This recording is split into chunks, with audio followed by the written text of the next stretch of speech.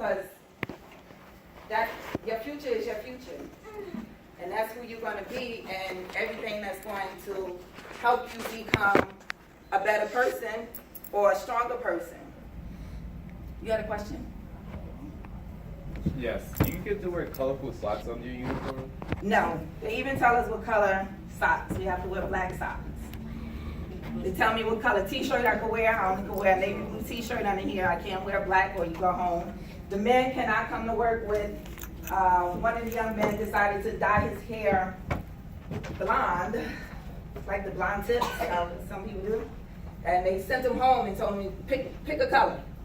You either dye it all, or you turn it back to the regular color. But we live in a society where there's going to be rules. No matter what job you have, there's going to be rules. There's going to be rules as far as what time you come to work. How many of you would go to school on time?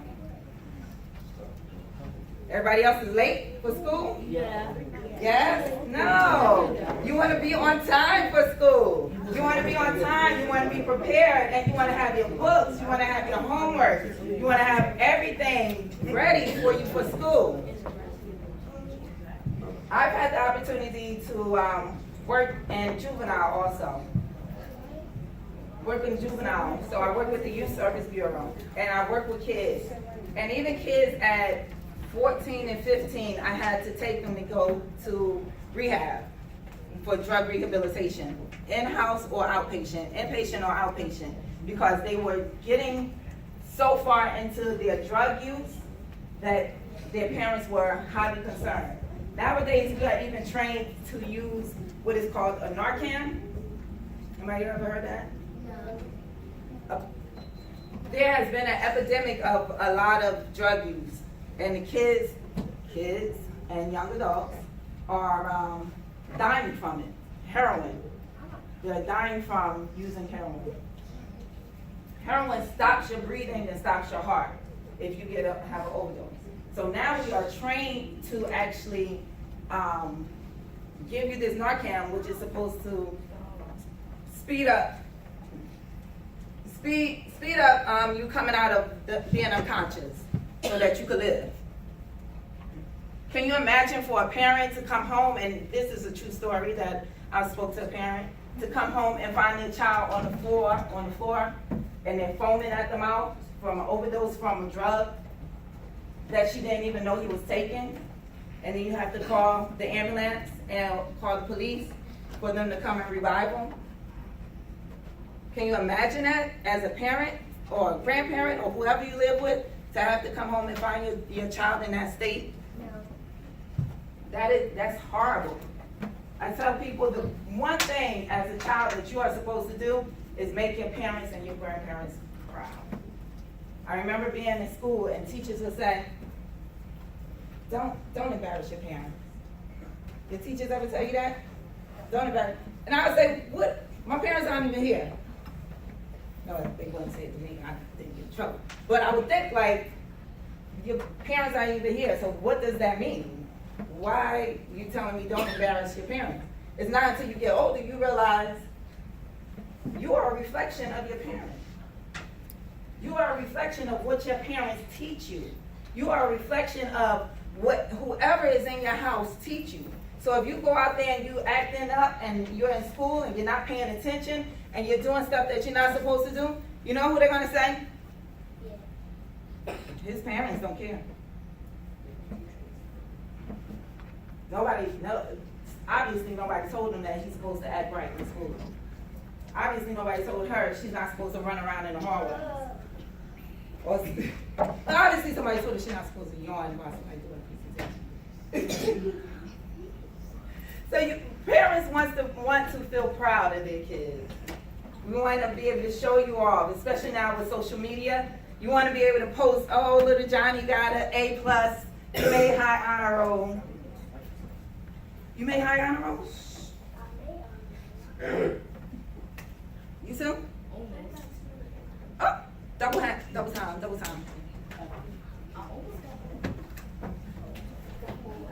Let me know when you get it. So you really want to make sure that you are, you stay focused and you stay career oriented. You know the difference between a job and a career? A career is like a job that you are, I mean, a career is like something that you enjoy doing, and then a job is like you just have to do it. It's like you don't like the job, but like you just do it.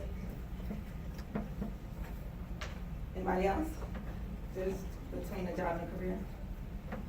A job is pretty much something somewhere that you just go to and you just, like a factory worker or somebody that it's just a job. It doesn't require too much training. It doesn't require any type of specialty in knowing how to do it.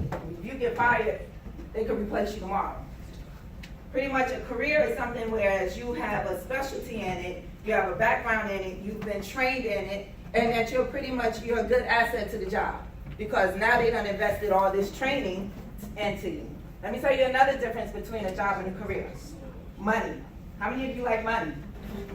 How many of you love money? That's the difference. A job and a career will change the difference in that little decimal point that's in the amount of money.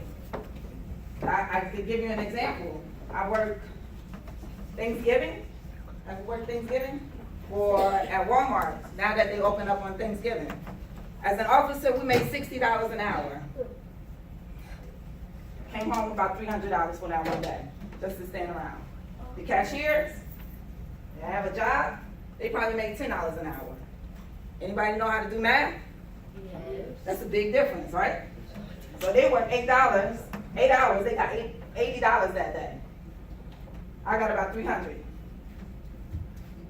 That's just the difference in a job and a career. A lot of times you could get lucky and get a good job, right? But when you want to have a career where you can fall back on, you always have your degree. If you have your degree, you always have it. No one can take away your degree. Take your job, they can always take that away. Your degree, no one can take that away from you. You can always go back out there and find another job and look for something else. So everything is based upon you. Yes. Do you think all police systems is like fair towards because on social media we see that certain police is not being fair towards our skin color. So do you think all police systems is fair, or do you have your own point of view about it? Do I think all police systems are fair? Everybody isn't a good person. That's everywhere you're gonna go.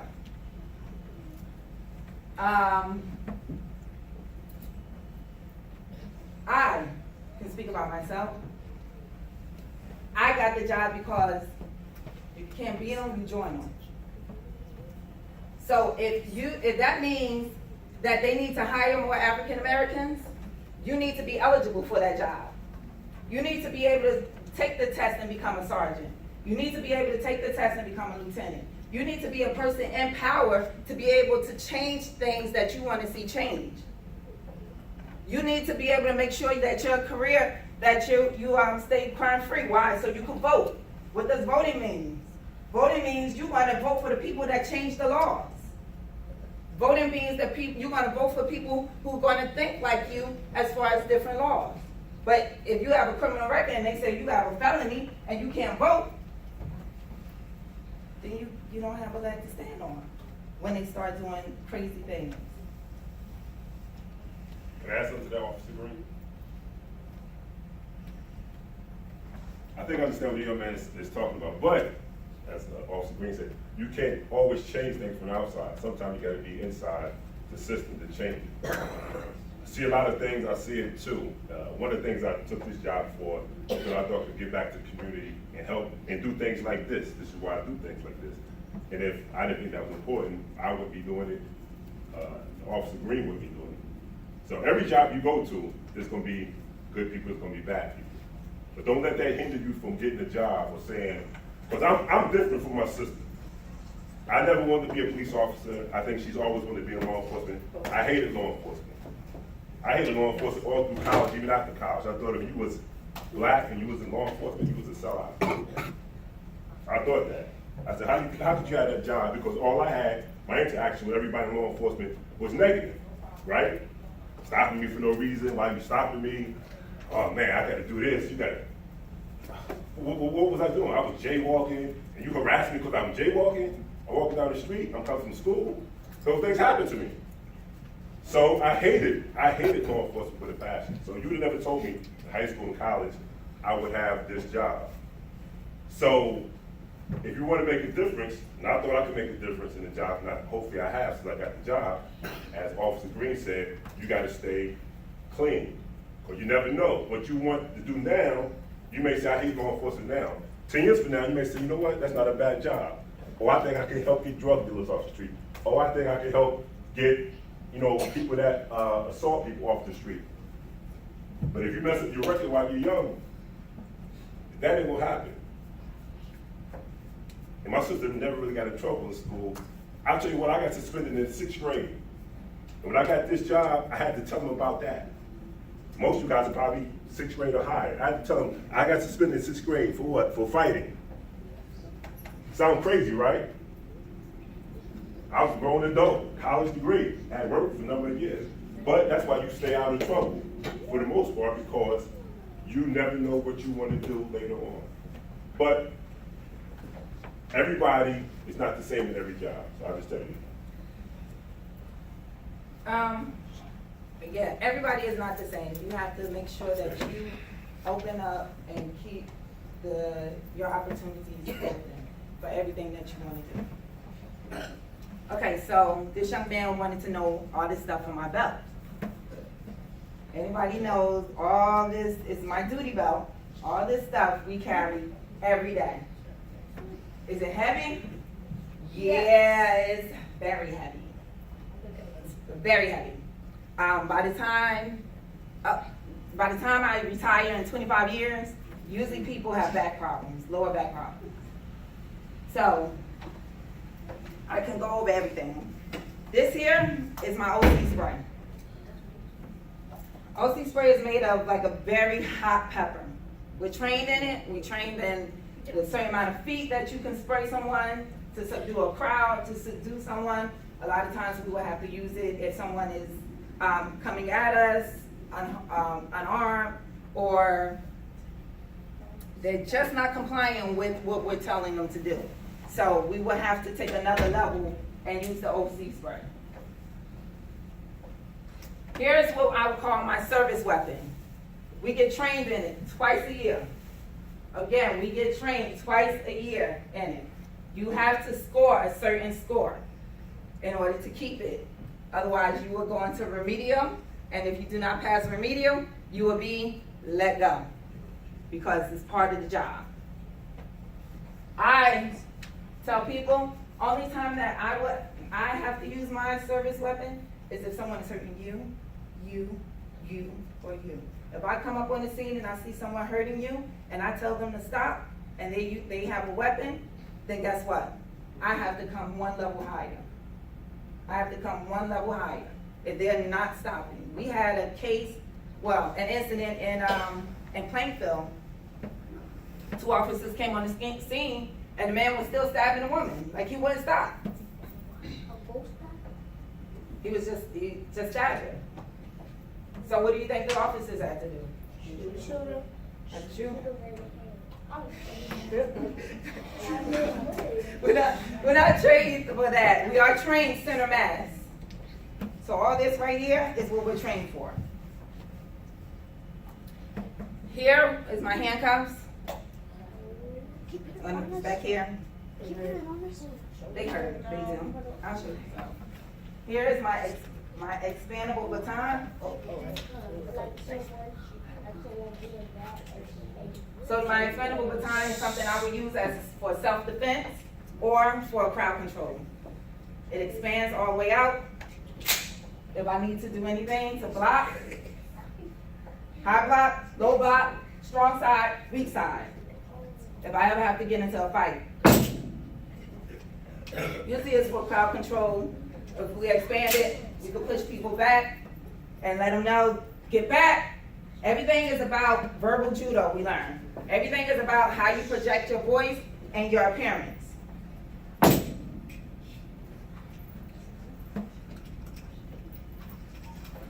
Here's my radio. This is my lifesaver. This is my lifesaver. If I'm in a situation where I'm by myself, my radio number is 113. 113 to my sergeant is S95. I will have to call her on the radio. Can you get somebody else out here to help me? I have a situation. There's no questions asked. Everybody just come. And that's it. Everybody knows each other. Radio numbers actually is written up here again. All up here. This is my extra ammo. It is illegal for civilians to carry hollow points. Again, it is illegal for civilians to carry hollow point, even if you have a registered weapon. Only law enforcement pretty much carry that. And my job, I just talked about appearance. In my job, there's a sign that we have, and it's saying, "Does your appearance command respect?" Does your appearance command respect? Who thinks about that? Right? Does your appearance command respect? Meaning, am I coming to work and everything is hanging off? I'm not fit. Everything is like, I'm looking a mess. Right? Yes. So what do you think people think when you have your pants hanging down here? You commanding respect? You sagging. Is that commanding respect? No. No. So what do you think if you have vulgar language on the front of your shirt? Is your appearance vulgar? Is like curse words on the front of your shirt? Is that commanding respect? No. You want to be able to be a person that commands respect right from your appearance. Right from your appearance. We had a situation that came in and to my building. The guy had. So we scan people bags, pocketbooks and everything. A lot of people have knives and things that we don't let them take inside because it's a government building. So he comes in, he throws his book bag up there. We see it on the screen. Just right there is a gun in his book bag. Just a straight metal silver gun. My captain, a black female, she stops it. She grabs him, she calls for a sergeant, they take him out, they take the bag. Good thing for our safety, it was not a gun, it was a cigarette lighter, but it was a full-size gun. Like, it was the shape of a full-size gun. Could things have turned differently? Yes, it could have. But you know what the first thing she said? He looked very clean cut. He was very clean cut. He was dressed work appropriately. She said, so I'm giving him that second chance. And that was that. He spoke well, he apologized, and he was someone that she felt like she wanted to give him a second chance. Is that her discretion? Yes, it was. A lot of times, is that the police discretion? Yes, it can. But if your appearance is going to come off right then, can I be apprehensive right from the beginning? Apprehensive, like on guard and a little, like, why is he stepping to me? Like that, the big that you said, it's like an army gun. No, it was small. It's more like a pistol. Not like a big army gun. Anybody else have questions? I have one. Officer Green, you said something a couple minutes ago about using verbal judo. Can you expand upon or expound upon that statement? Verbal judo would be using your voice to project what you want. Stop!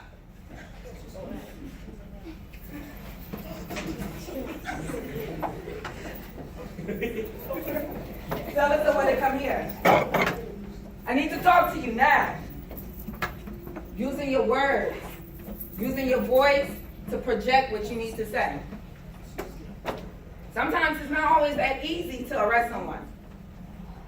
What's his name?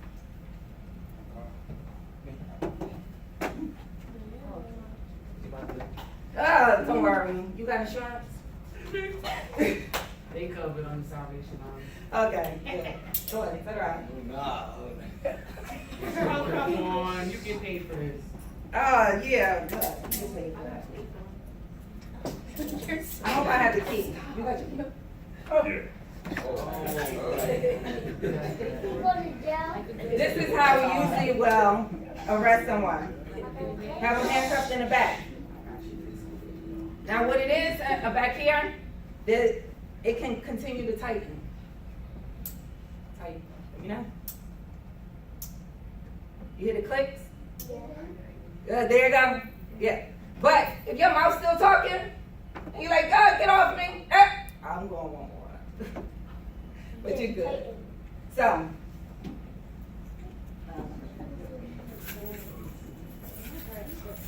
right here, it's going to still lock and continue to lock and keep going.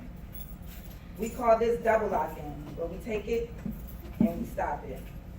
So it's locked again, and now it won't go anywhere. So now you should be good. Have people gotten out of them? Double jointed people, they have. Or some people that is just that adamant that they don't want to go to jail. I saw this one lady scrape her whole hand and was bleeding afterwards because she squeezed her hand through the handcuffs. Good.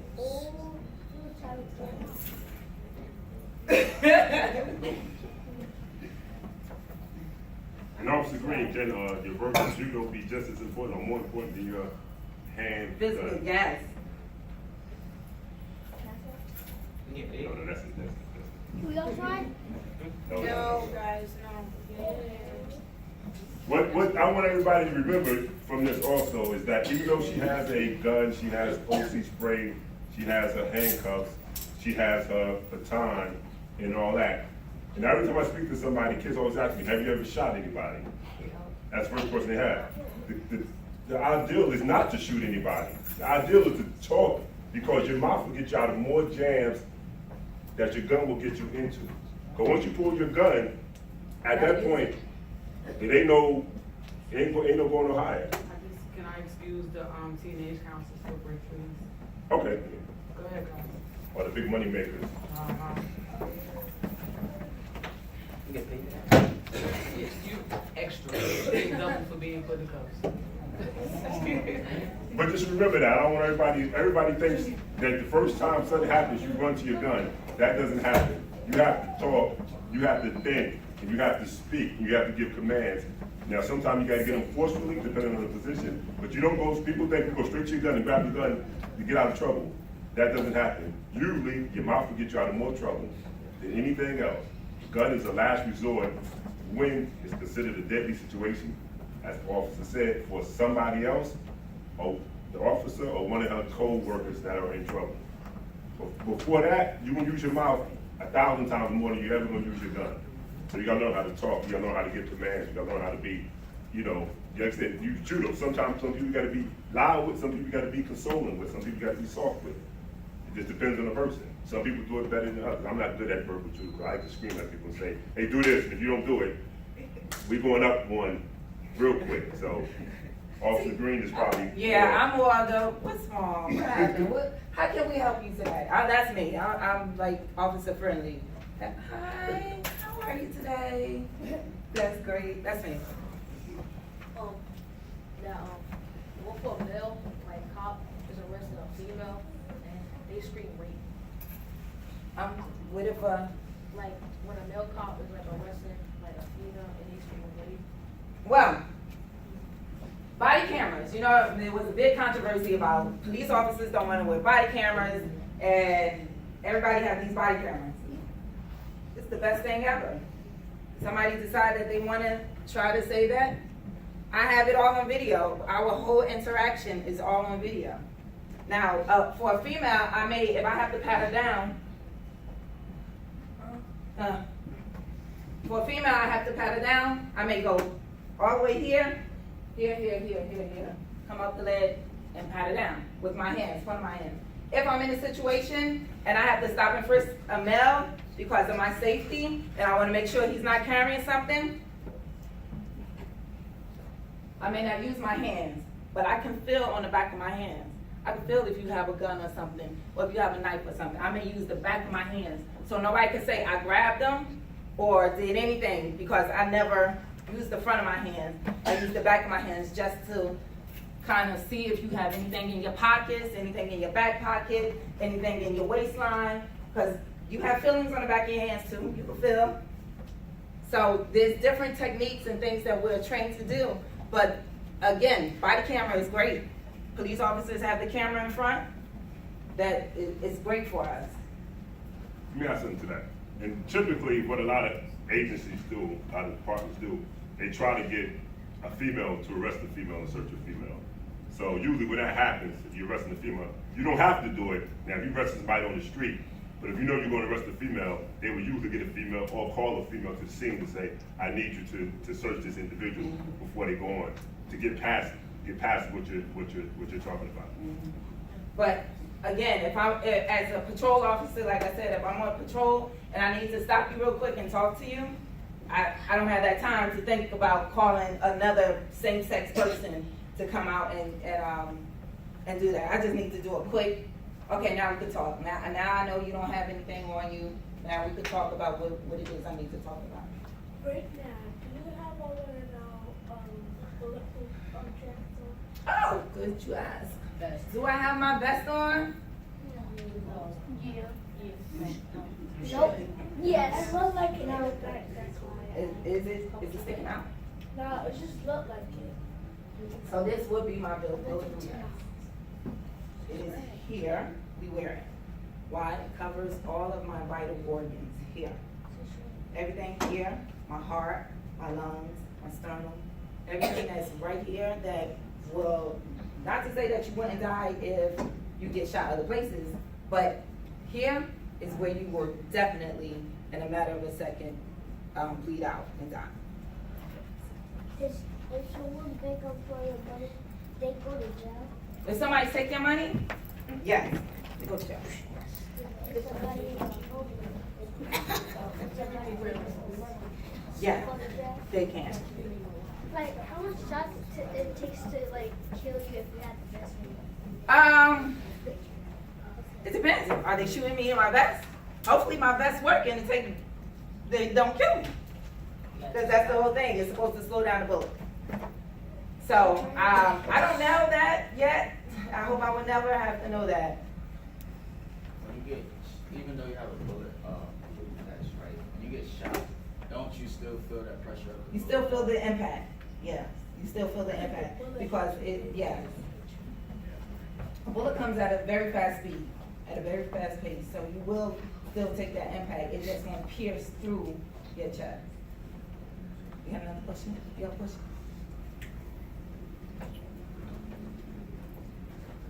If you're less,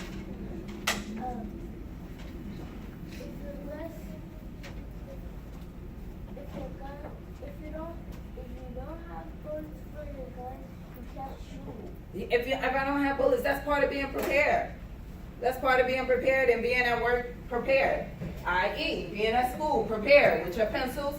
If the teacher says we about to have a test and you don't have a pencil, can't take the test. What grade you gonna get? Zero. Officer Green, can you explain was the academy hard for you when you went to the academy? The police academy was challenging. I wouldn't say hard. Nothing is impossible when you put your mind to it. Was it challenging? Yes. I had to learn how to do specific exercises. I had to learn how to do push-ups. I had to learn how to do pull-ups. I had to learn how to do sit-ups. I had to run. We had to run about 2 miles. I never ran a day in my life prior to the academy. I rode my bike, I walked. But actually running was a very challenging part. But not only in the academy do we do physical stuff, we had to do training. We had to do academic. We had to learn what is called the 2C Code of Law, which is one of these books. So as a police officer, you never stop learning. As a doctor, you'll never stop learning. So you have to memorize that whole book? You don't memorize it, but you need to know what you're locking somebody up for. And this would be like what your 2C will be 2C12-1A is simple assault, 2C29-9B is contempt. So you know, you would remember some of your basic ones, like I'm working with domestic violence, all the ones like harassment, I know is 33-4A. You'll remember all those, but if something happens and I need to make reference, I gotta know what I'm locking somebody up for. So you never stop learning. You never stop after you graduate middle school. You never stop after you graduate high school. And you don't stop learning once you graduate college. If you're a doctor, you're never going to stop learning because medicine and everything, technology increases and you're going to be in school forever. Even if you're not in school, you're in some type of training for you to expand on your knowledge of medicine. This will be with the 2C. This one is also a study book I had to study for a promotional exam. This is the New Jersey Attorney General Guidelines. This is the basis of everything in New Jersey. This is basis for how use of force, vehicular pursuit, arrest and detainees, every structure that we have to know on how to deal with the public and enforce the law. Can civilians have access to that? I'm sure you can if you buy it, but it's not cheap. You want to look through it? I do.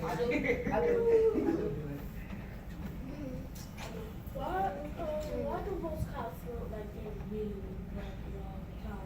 Because some people are mean and grumpy all the time. They be falling off my dad. Well, they were, well, if I came on the scene and it's, give me a scenario, a situation. Fight. A fight. If I came on the fight and was like, oh my gosh, you heard that video? You would take me serious? Would you take me serious? Not grumpy, but you know, you're at work. You gotta be professional. You have to be professional. They don't have to be grumpy. Some people are grumpy, but like we said, there's people that's grumpy. You can have a doctor that's grumpy. You can have anybody that's grumpy. But you're right, I don't like grumpy people. I like happy people. Oh, because it's like what you said earlier, that imagine what's your physical form, like how you act or how you look based on like what you're doing. So like just like when you said that man he had like a lighter thing? A cigarette. A cigarette lighter. And he was serious, he said like he wasn't playing around, he talked proper. Then he actually had another chance because he didn't like have like a bad attitude. So he was like really serious doing this. So it was just like comparing back to work that if you're serious and stuff, you'll actually get more attention to like what you do or what you're supposed to do. Yeah. So I can't go on the scene and be playing and joking around. Maybe afterwards we'll laugh about it, but not doing. And you're right, I don't like grumpy people. Is it legal for like a cop to is it legal for a cop to like pull somebody over if they're not speeding or nothing?